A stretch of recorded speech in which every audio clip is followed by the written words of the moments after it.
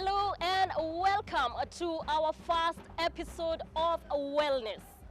Right now, I am at the Nairobi Chapel grounds where a couple of activities are going on.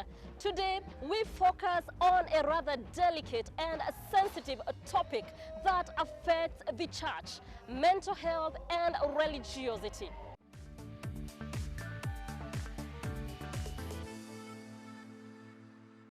Africans have strong religious beliefs, whether they are Christians, Muslims, or trapped in traditions. There is passionate dedication to their God and those who represent Him.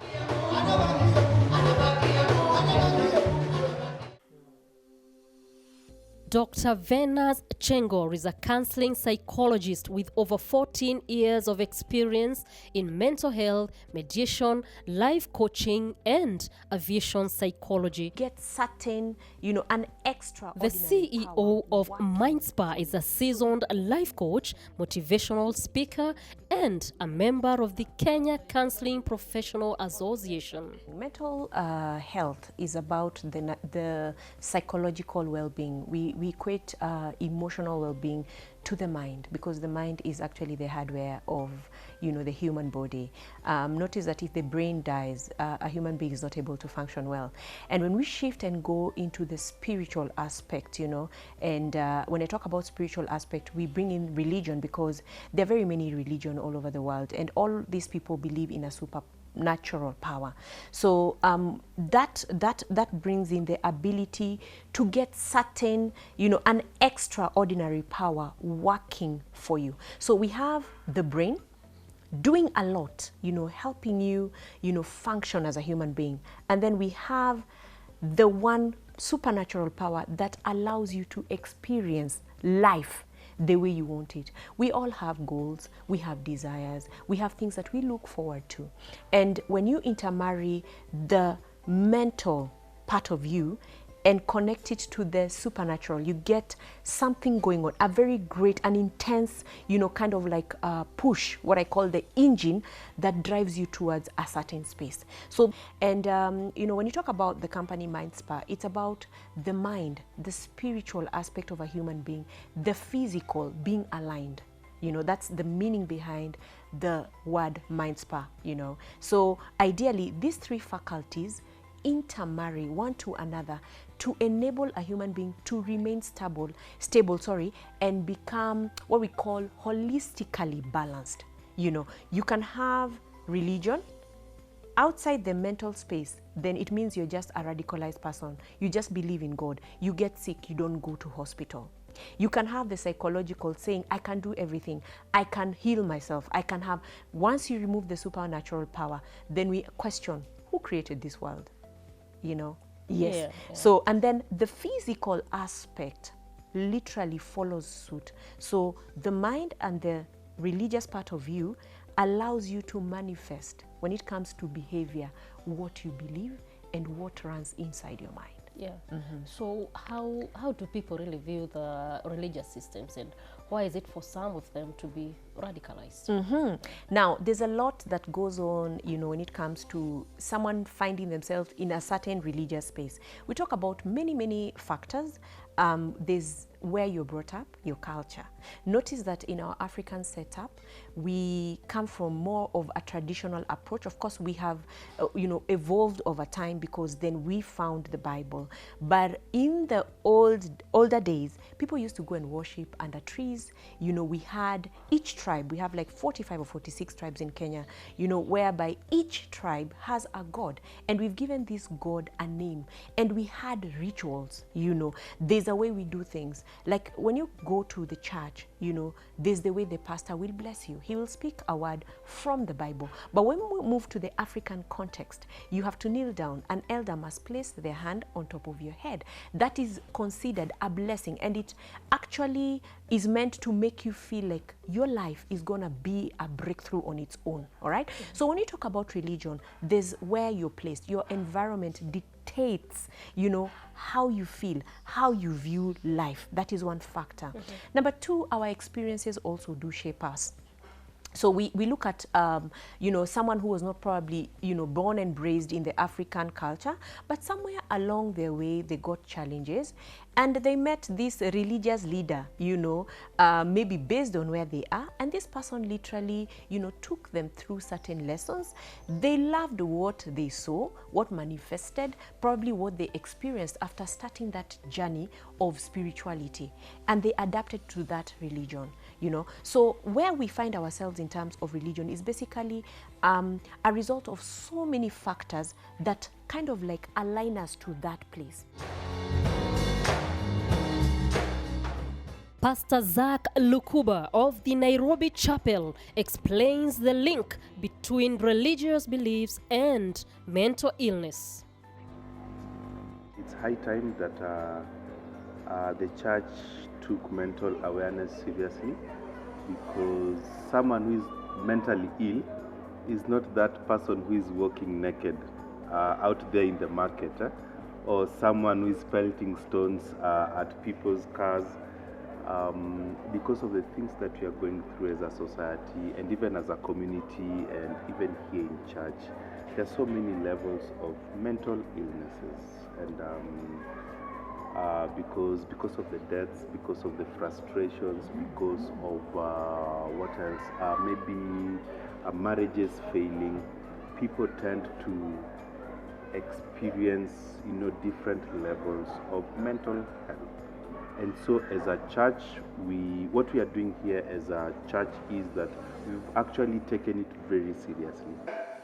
But now as a church, At what point should religious leaders refer cases for professional psychological assistance? the church, we are excited. There are moments where I feel like for us pastors, we need to know where we need to take the problem to a professional, because most of us pastors, we think it's a demon, so we'll pray for you and we'll pin you down and saying all these big words. That's good. By the way, now talking about that, Yes.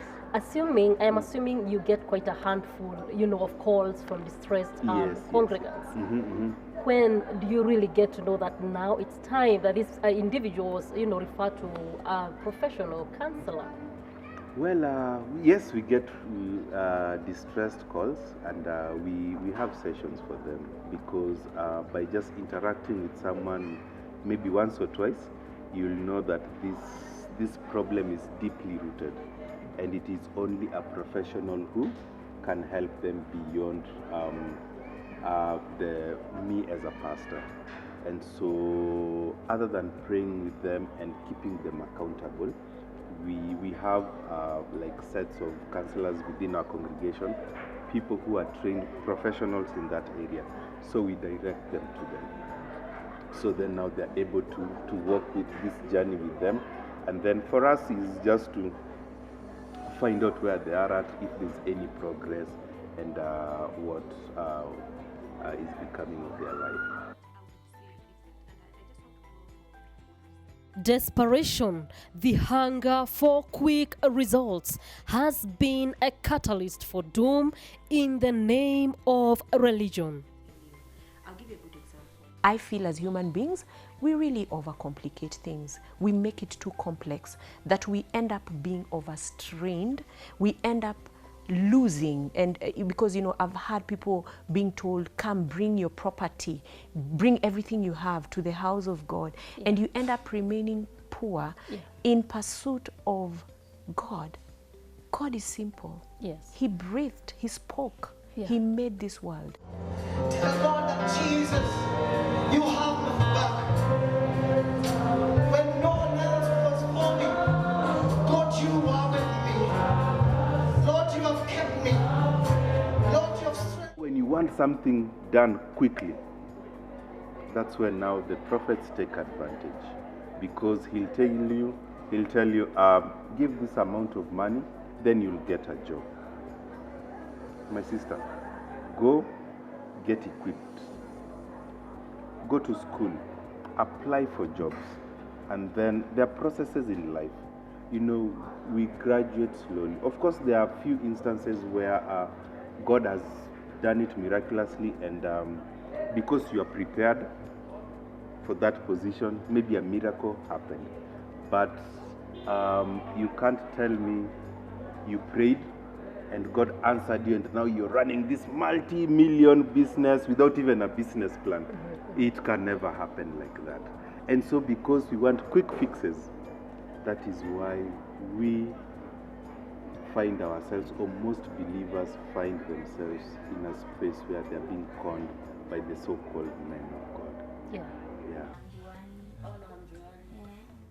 Desperate to build her father a house, Rosie, not her real name, was lured into fake prophecy.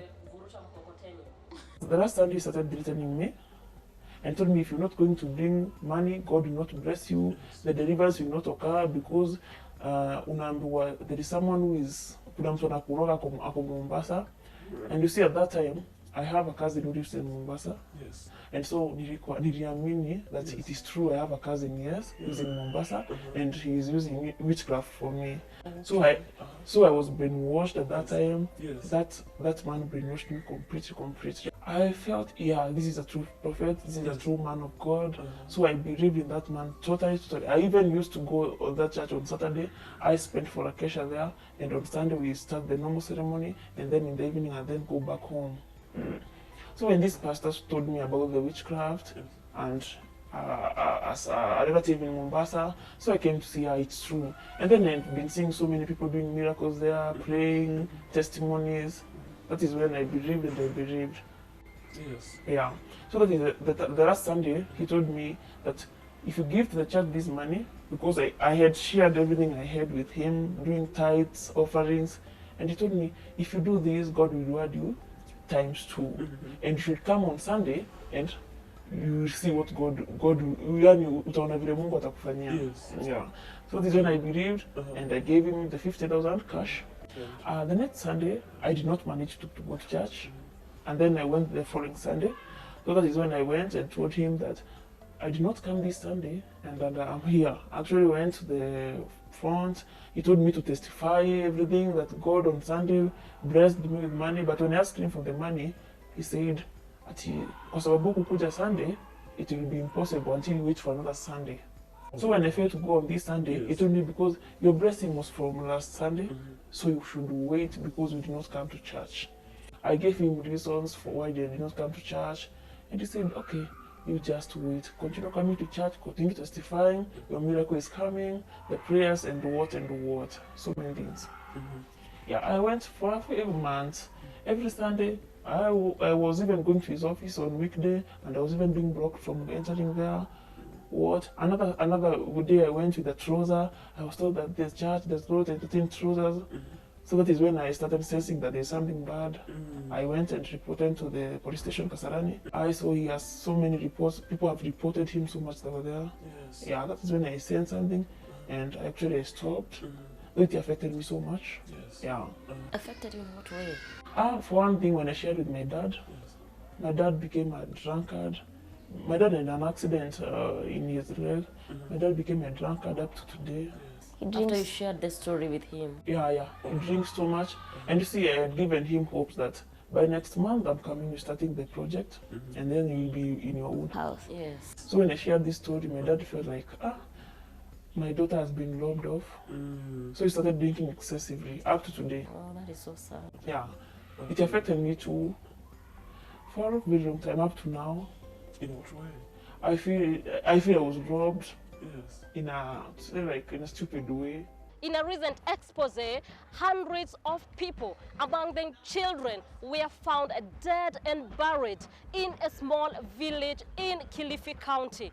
You know, Shakahola is a very sad story. Yeah. When I think about it, I shed tears, for families because, and I want to say this, women are the ones who are mostly predisposed to being lured into some of these cults or religious, spaces, because the way God created, us as genders, the men are, mostly logical beings. Let me put it that way. The way a man functions, the way he thinks, the way he feels is based on certain calculations. I need to provide for my family. I need to do 1, 2, 3 things. But the woman, on the other hand, is an emotional being. She thinks with her heart. So whenever she's expressing herself, it's about, I feel. It's about the heart. She reasons with her heart. And now when we move into situations whereby probably, if I give an example, a marriage is not working, a lot can come into that space. Someone who has what we call a belief system that, have been cast. The African culture has brought in a lot of witchcraft, the voodoo and all that. So if something is dysfunctional, whereas you're supposed to ask yourself questions like, how am I contributing to this situation? It could be as a woman, you're not really, raising your standards or doing what you need to do in terms of your role in the home. And what is the result of this? You find your husband probably pulls back. He's not really responding to you well. But on the other hand, because you are not first of all addressing the mental issues that you have, your behavioral disorders, you decide this is a curse. This is something that someone has said about me. So what is the first thing you do?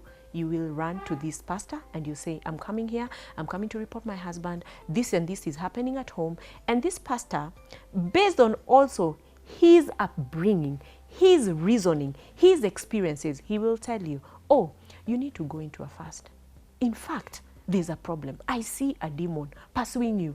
And if you don't do something about it, you're going to get divorced. So when you follow through the Shakahola story, most of these people were going through very tough times. There are people who were, coexisting in a village. Okay, there are those people who came from town, Nairobi itself, going there seeking prayers. But they were, what we call imposing belief systems. For me, as a pastor, first of all, I want to say it's very unfortunate that we've lost so many lives in the name of religion. Religion or Christianity, because I'm a Christian, let me just dwell on Christianity, is something that is supposed to draw us closer to God.